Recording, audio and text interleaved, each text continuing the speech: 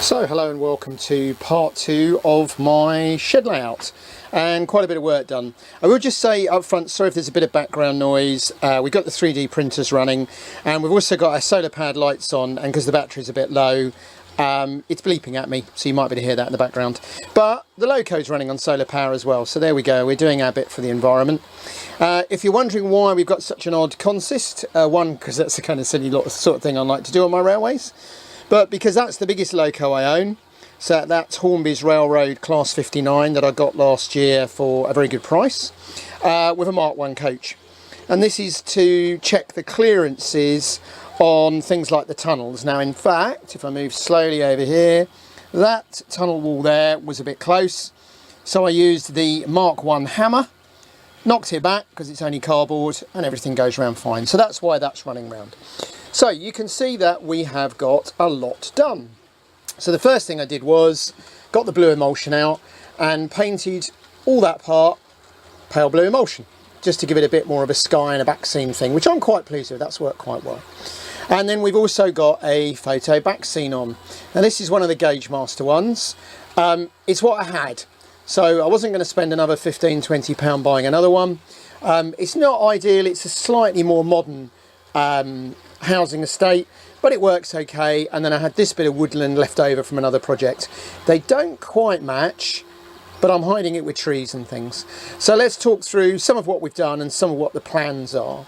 So I realised that I needed to start on the back of the layout first, because otherwise I'm going to damage all the buildings here. So what I've done, I'm just going to stop the train here. What I've done is I've put a hedge in there.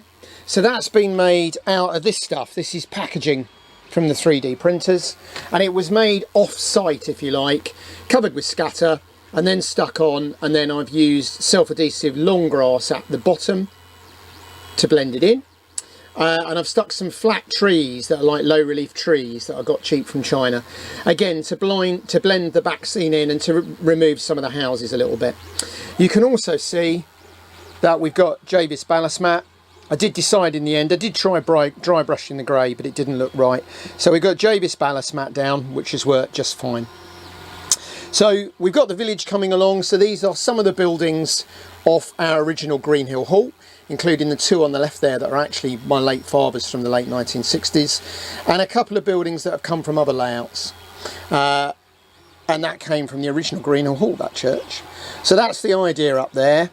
And then the road will run down up a bit of an incline, over a rail bridge, using our 3D printed rail bridge sides, down through a road very similar to one of the last Homewood layouts I built, past a pillbox, little 3D printed pillbox we did. They're very common in our area, although often poorly sighted, across a level crossing, and then into the station. So you can actually see here that we've got quite a bit of work done. It doesn't happen quite as quickly as it looks, because the last video, the first video in this series, sat for nearly 3 weeks till we could get round to editing it. So Doug is more than busy doing A-levels. He has 4 A-levels to do, and he does not have a lot of spare time, bless him. So I can't promise these videos will be over regular. Bear with us. But as you can see, we are making progress. I am toying with a 009 layout there. I've been doing some different rolling stock.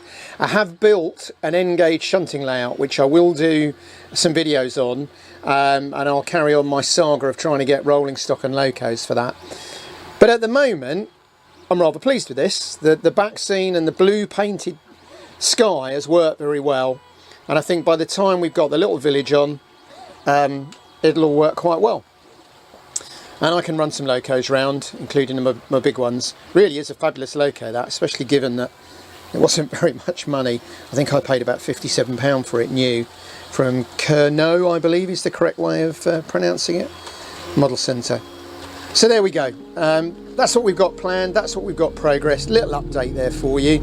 And as I say, look forward to possibly some UK Outline N and some freelance 009 in future videos. Thank you as always for watching, commenting and subscribing.